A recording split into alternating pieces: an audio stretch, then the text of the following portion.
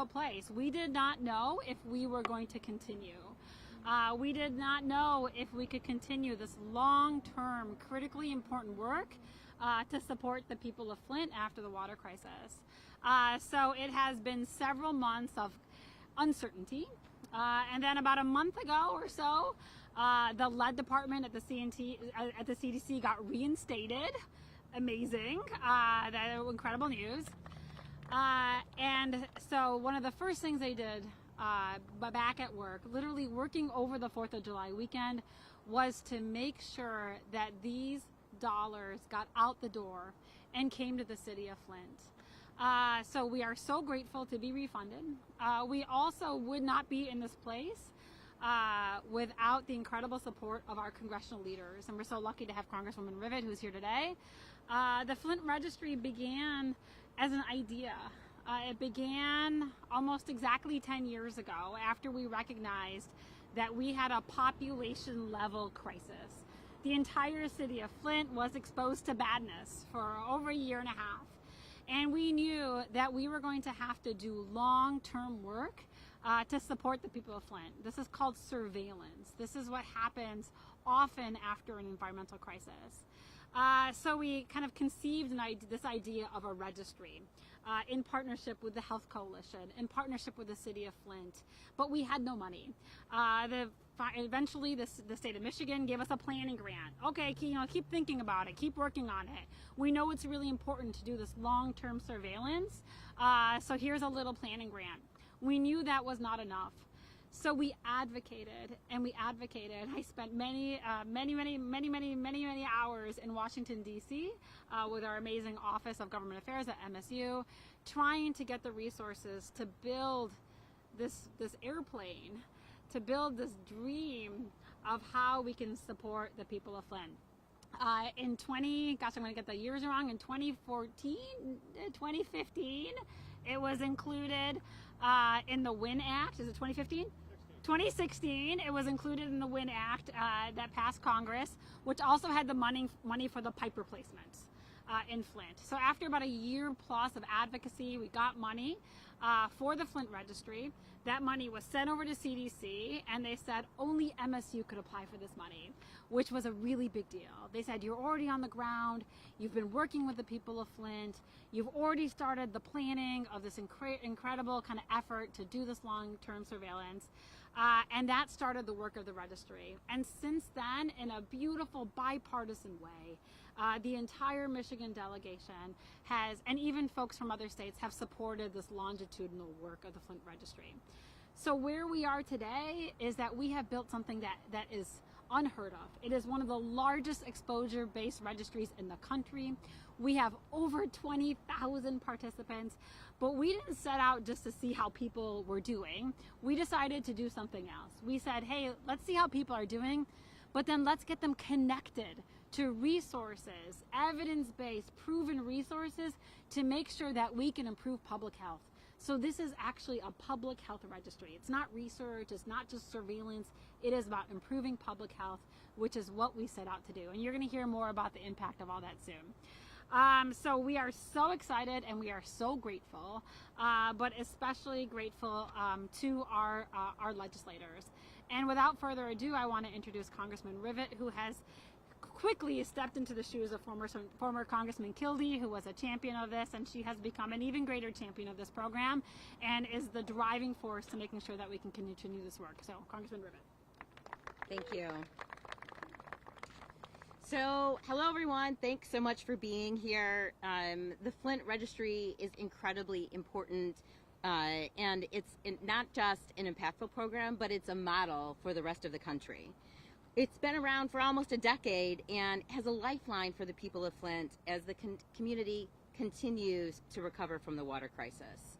This is the program that stepped in after the water crisis to make sure that people got what they needed when they looked to seek for help. What I love most about the Flint Registry program is that it is a community-led initiative. Look at the people who have just shown up today, and it has touched countless lives and has become a national model for responding to lead exposure, which so many communities across our country are still struggling with. Look, we know that Flint's still feeling the effects of the water crisis. And it's important for families across our region that the work of the Flint Registry continues for years and years to come.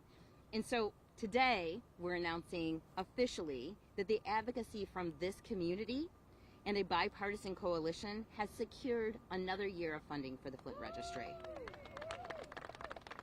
It's incredible news for the people of Flint, but I also want to say that another year is a good win, but it's actually not enough. We know that this is a program that needs to continue well into the future. And so here in this community and, over in Washington, I am working side by side with other members of our delegation, Republicans and Democrats, to make sure that everybody knows about the amazing work that's happening right here and why it's so critical for our community. In fact, I was walking towards committee one day and passed another member, a Republican member of the delegation, and he passed me. Instead of good morning, he said, I know, the Flint Registry, right? This is what we talk about everywhere we go. This is so important. But, it's those letters, those bipartisan letters, and I want to particularly thank Congressman Molinar, who worked very closely with us to make sure that this got across the finish line. But we push because it matters.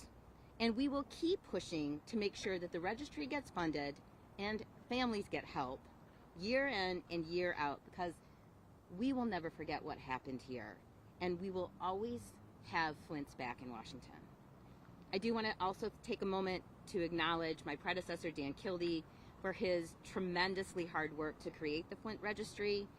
He did it by bringing people together from across the aisle and putting Flint kids first. His example is exactly the kind of bipartisan work that we need more of in DC. I also want to thank the people who are working hard on the ground every single day to improve lives and public health here in Flint. Your contributions to our community are just immeasurable and will be felt for generations. So now I am very happy to pass the podium to our incredible mayor, Sheldon Neeler.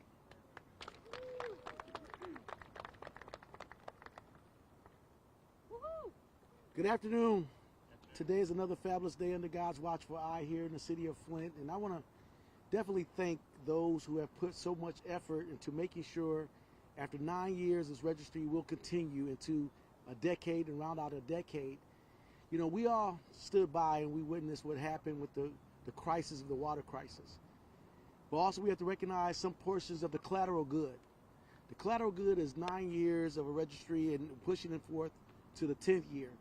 Making sure the pillars of health standing strong to support families in this community long term, to make sure that we are here and we're standing side by side with those individuals through the unfortunate circumstances through no fault of their own. But we want to make sure we continue to support them and their families.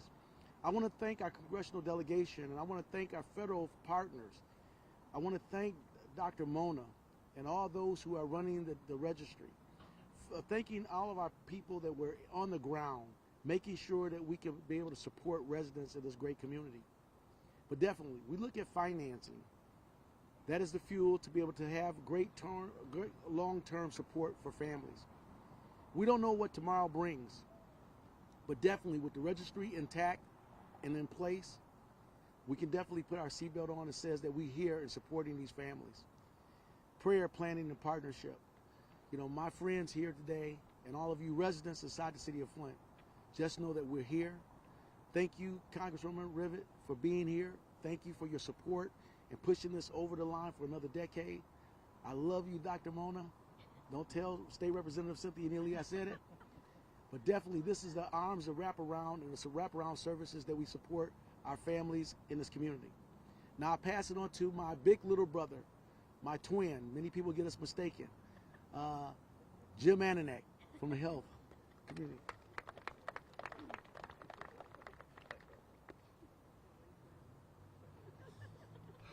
I think if that's I may be Danny DeVito, Mayor, in that scenario.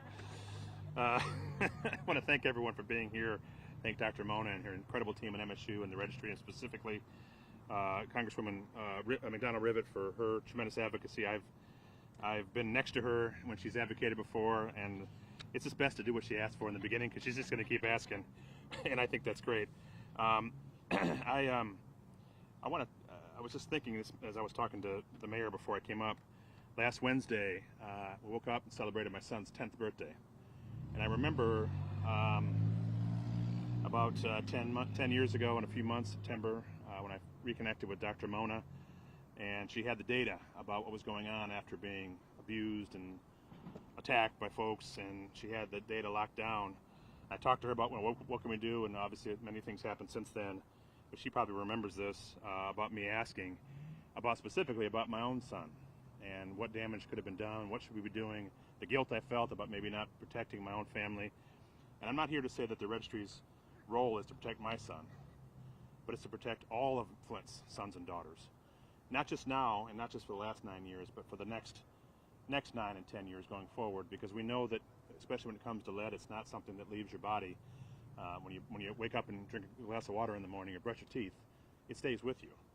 And it's critically important of the work that Congresswoman McDonough-Rivet did, and Congressman Kildee before him, and the team here, to make sure that we wrap our arms around, as the mayor said, these families, and make sure that for this entire journey, when they come out of this, that they've had the resources, they've had the information, they know what's supposed to happen, what's going to happen, and they're going to be fine. Dr. Mona said that we have a resilient community, but we need programs like the registry to make sure that the families get the support they deserve.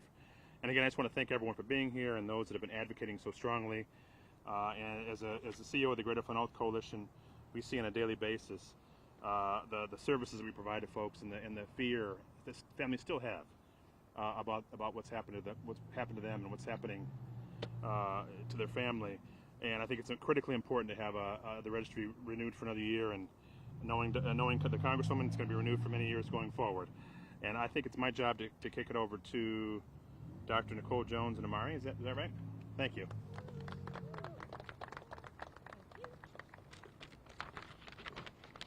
So I'm just going to continue on the theme of gratitude, not only thanking those of you who are here today that made this happen, but all of our community partners along the way.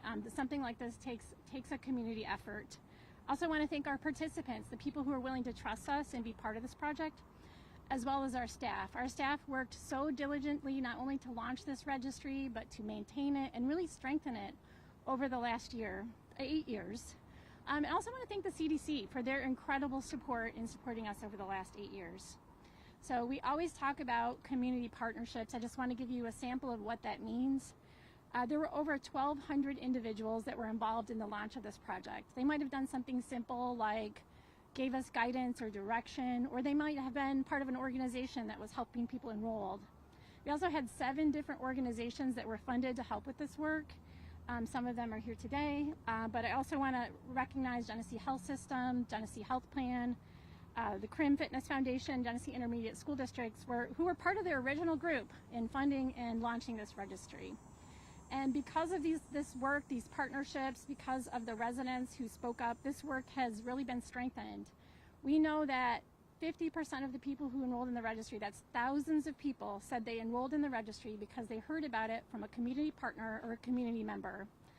And not only were we able to reach more people because of our community partnerships, we were able to do better surveillance on public health outcomes and provide better support. We know that enrollees in the registry have told us that after enrolling, they're having better health, they're more likely to use preventative services, and they have better access to resources like healthy food thanks to our referrals. But as many have said, we know this is long-term work. We know that the impact of environmental exposures like lead and drinking water are lifelong, and so our work will continue. We also want to share that the work of the Flint Registry and what's going on in Flint goes way beyond the city of Flint. From Hawaii to New York, New Jersey, we have supported other communities who've had crises or environmental disasters, and we've partnered with them and shared how we were able to partner with our community to stand up a public health response. So now I'd like to introduce Amari Smith. Amari is the amazing manager who manages all of the thousands of referrals that are made on behalf of the registry. She's a lifelong Flint resident, and she's going to tell us a little bit more about the impact of the work.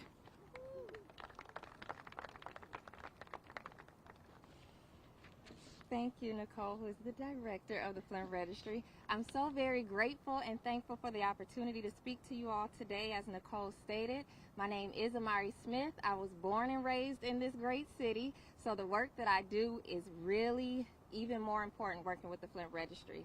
One of the most beautiful things about the work we all do is that it's made by the relationships we have with our partners within this great community, both as organizations and as individuals. Partners like the Greater Flint Health Coalition, our Community Partner and Advisory Board, our new Membership Advisory Council, they all regularly help guide our work to maximize continued impact in Flint. And I must reiterate what Nicole stated, is that this impact the impact being made goes beyond this great city, allowing us to help uplift and inspire cities alike. The Flint Registry is about more than just numbers. Numbers are great and can help push for change, which we need. However, one of the greatest changes we can make begins with connecting our participants to resources that improves not only their lives, but the lives of their families. Our members are connected first at their initial enrollment and now again after our latest follow-up survey, which closed earlier this summer. We have over 22,000 members enrolled in the Flint Registry, yes, and have connected those to a wide range of resources, including insurance, mental health support, dentistry, social support. All these referral connections, again, are made possible thanks to our partnership with over 30 plus services across the city and county, allowing us to send referrals directly to them. Again, making sure that these connections are made and that those connected can successfully utilize the resources and services provided. We have already provided 38,000 referrals and expect to make another 10,000 for those that completed our latest survey. So again, thank you all for the opportunity to continue this great work. I now pass it along to another great Flint member, Miss Ashley Strozier.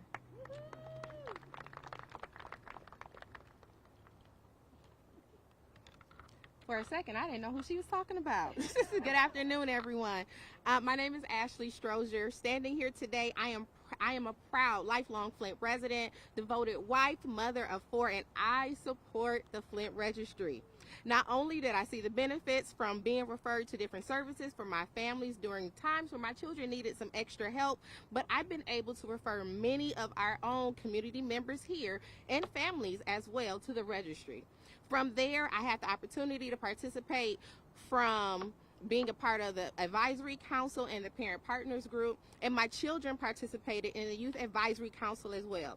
Flint Registry served as more than just a hub of support, but we have become a bigger community. So it's with great joy that I'm joined with all of you here today as we all are excited about this great news that we received about the additional year of support. But as has already been mentioned, we need more than just the 1 year. So I am hoping that you all will continue to reach out, advocate for the registry. If you know of someone that has yet to be connected to us, we have plenty of support that's waiting here for you, and we are just excited about another year to serve.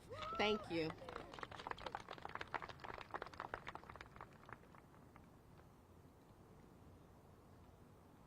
I'm Aaron Souza. I am honored to be the Dean of the College of Human Medicine. I want to thank Congresswoman McDonald-Rivet, as well as the whole delegation, which has been so supportive for so long.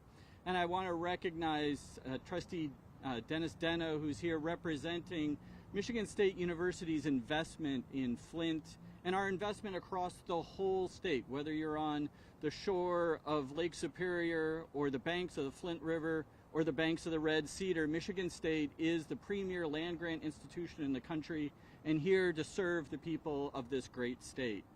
And in particular, our partnership with the people of Flint has been incredibly special. If you think back to the water crisis, it was the resident scientists, the citizen scientists of Flint, who first did the work to sort out what was going on. And then academics like Professor Mona Hanna and her whole team sorted out how the science reflected what the people of Flint were experiencing. That's what academic institutions, universities like Michigan State University do for the people of their state. That is our work. That is why we exist.